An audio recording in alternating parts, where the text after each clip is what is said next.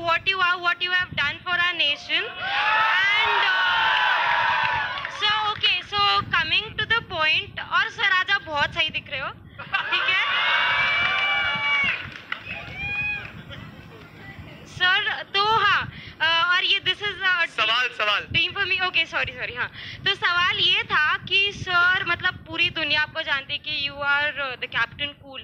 तो सर जैसे मैं स्टूडेंट हूँ, मुझे एग्जाम में कुछ डिफिकल्ट आ गया, प्रेशर, तो सर आप प्लीज मुझे टिप्स दे सकते हैं कि कैसे कूल एंड काम रहने, क्योंकि आप इतने प्रेशर सिचुएशन में भी. ये इसका बहुत ही सिंपल आंसर है और ये एक्चुअली मेरे लाइफ में हुआ है, तो मेरे लिए बोलना बहुत आसान है.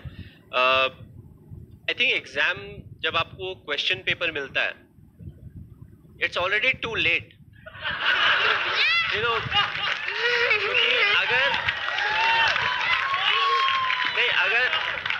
अगर आपने साल भर पढ़ाई की होगी तो आपको सारे आंसर्स पते होंगे. थोड़ा आप मिस करोगे, थोड़ा भूलोगे, बट अल्टीमेटली आप लिख सकते हो आंसर.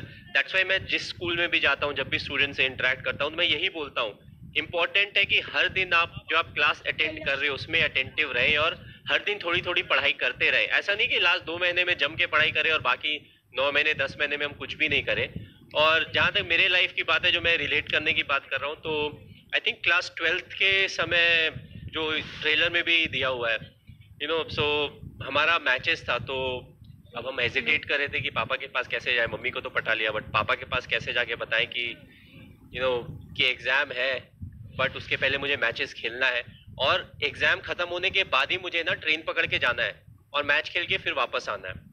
तो फाइनली थोड़ा करेज जुटा के गए. मेरा पापा ऐसा है कि मैच है हमारा, ऐसा है वैसा है. उन्होंने बहुत आराम से जवाब दिया, बोला बेटा अगर साल भर मेहनत करे होगे तो एक दिन से फर्क नहीं पड़ेगा, अगर साल भर मेहनत नहीं की होगे तो भी एक दिन से फर्क नहीं पड़ेगा, तो तुम आगे खेलो. Myself, what was going on in your mind when Misbah scooped that shot over to Srishant, and also before hitting the World Cup winning 6 over long on.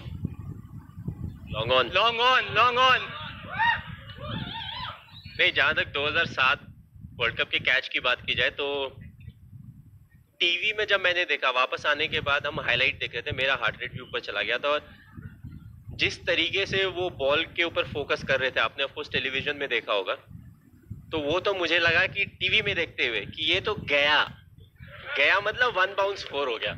But actually जब मैच हो रहा था तो मैं वहीं पे था, तो आई वाज जस्ट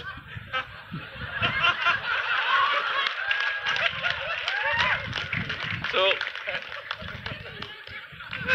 जब मिसबा ने वो शॉट खेला ना, बॉल ऊपर गया, तो आई सॉ कि धीरे धीरे ऊपर जा रहा है, बहुत ज्यादा उसमें पेस नहीं है.